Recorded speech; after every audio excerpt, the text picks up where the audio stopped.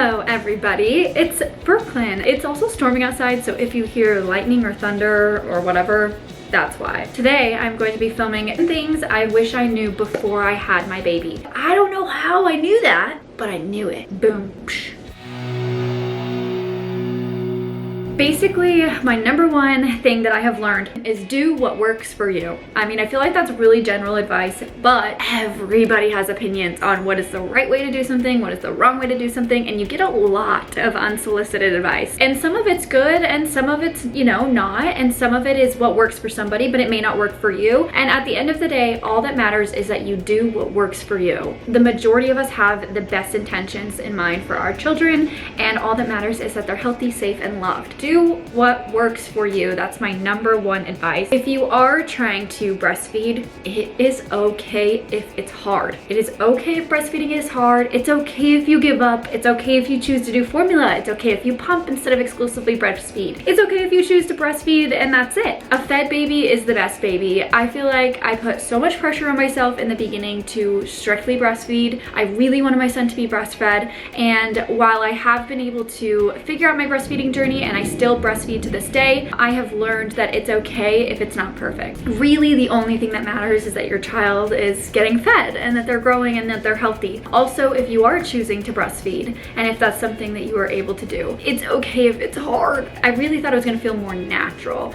I thought I would know exactly what to do. I thought my baby would know exactly what to do. And turns out that's not the case. And I struggled for 8 weeks before I finally got help and reached out to a lactation consultant who helped me heal my nipples and figure out how to do it correctly, and that just solved all my problems with breastfeeding. But now I love breastfeeding, fun fact, now that I have reached out for the help that I needed and solved all of the issues that were going on, because it was really painful in the beginning. That leads me to my third point, which is don't be afraid to ask for help. I am the type of person that wants to do everything by myself. I want to be like super mom, super boss, super wife, all of these things. And I'll be honest with you, that has probably been the biggest cause of my stress and the biggest cause of just like my mental breakdown since having a baby is I feel like I cannot be perfect at everything and that I need to ask for help. There are times where I am prioritizing one part of me over another and I'm having to ask people for help in order to do that, and that is okay. If you need to reach out for help, if that's whether that's a therapist for postpartum depression or a lactation consultant for breastfeeding or a loved one to help you take care of your baby so you can get a break or do something you need to do, or if it's a coworker to cover something for you so you can spend time with your newborn, whatever it is, don't be afraid to ask for help. Now I'm gonna get into more like specific things. Active sleep. Basically what active sleep is your newborn or your infant or your baby, they can roll their eyes, move, even make noises. Sometimes they'll even open their eyes in their sleep. So you think they're awake, but they're not. They are still sleeping. It's called active sleep. For the first like week or two, anytime he would like move or make a noise or open his eyes, I would run over and pick him up thinking he was hungry or needed a diaper change or something like that. So we were up all the time. Turns out it's called active sleep, and it's very common for newborns to do that. I had to learn not to just rush over every time he like made a little squeak or something like that. Typically would wait until he was fully awake and like for sure awake before I would get up and go feed him. I did not know that was a thing, so if you are a first-time parent or pregnant or trying to figure things out, watch for that. Baby cues. I watched this video.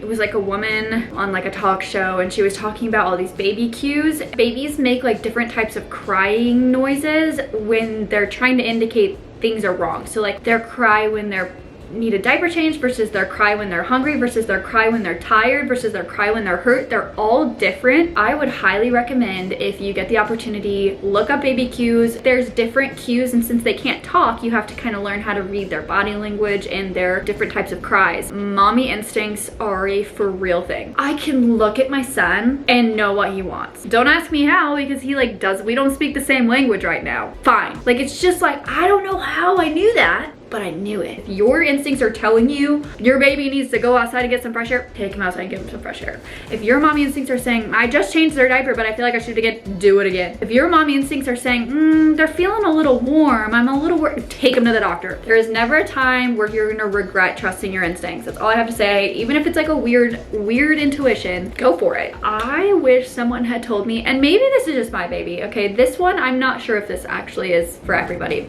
but for my baby, I wish someone had told me that baby clothes run large. My son is barely starting to get into the 0 to 3 months, and he's 3.5 months. Not sure if that's just my baby, because he was born at 6.5 pounds. So he was really little, and he's still little. I mean, he's only like probably 13, 14 pounds at 3.5 months. So I don't know if that's normal, but I feel like a lot of brands, their clothes kind of run big. Plan for that. Speaking of sizing, I'm gonna lump this one into sizing actually. Diapers. I didn't know when to transition my son from newborn diapers to 1s to 2s. It was actually my mom that came to me and said, oh, it's time to switch him. So they always have like a weight range that you're supposed to follow, and that's how you know when you're supposed to transition your baby to a new size of diapers. But the problem is that like they cross over. So for like 1s, they're 7 to 13 pounds, but then 2s are 11 to 15 or something like that. I hear my baby. He's awake from his nap.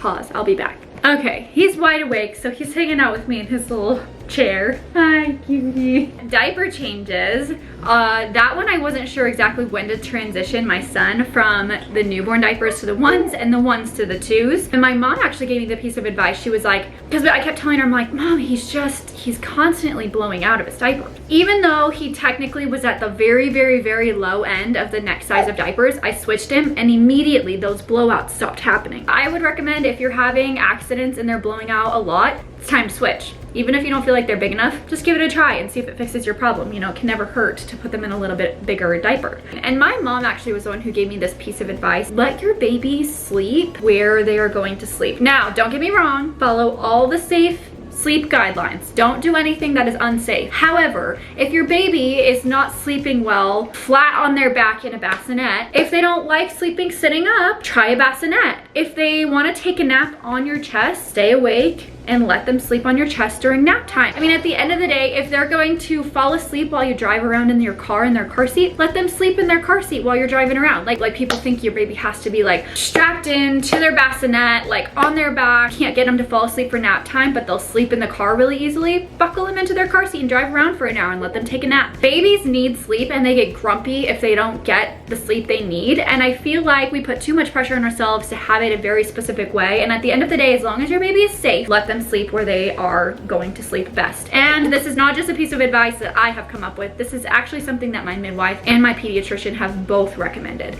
They said, if your baby sleeps, that's all that matters, as long as your baby is safe and you're practicing safe sleeping regulations. The last thing I wish I had known was that babies' digestive systems are still developing outside, obviously once they're born. They're still developing for a good couple of months. My pediatrician has actually let me know that there's a bunch of things that are still slightly developing. So gas and spit up is all very normal. Like, you don't need to be concerned if your baby is spitting up every once in a while. You don't need to be concerned if for a couple of days or a couple of weeks your baby is gassy. It's not a cause for concern unless it's very consistent and very extreme and is happening over and over and over again for a very long time. It's very normal for all of these things to happen because certain areas of their body aren't fully developed and or instincts aren't fully developed, like their instinct to like bear down and poop isn't really fully developed. And I didn't know any of that. And so whenever all of these patterns stopped happening, or like Archer was spitting up more, or Archer didn't poop for a couple of days, I was like,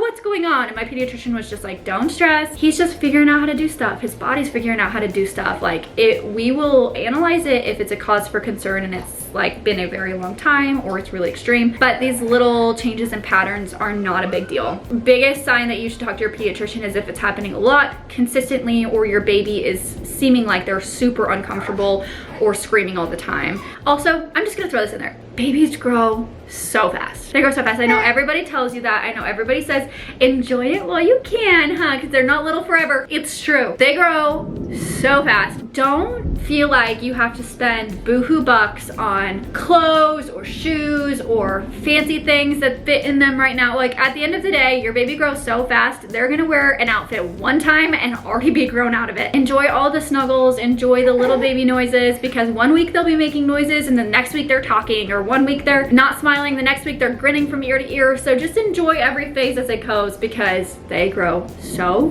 freaking fast. Let me know if you have other things you wish you knew as parents or first-time parents before you had your baby. Put them in the description box. Let's create a conversation, give advice, you know, let people know exactly what they need to look forward to and what they need to plan for. So that is all for this week. Thank you guys so much for watching. I'm gonna go hang out with my baby. I'll see you next week.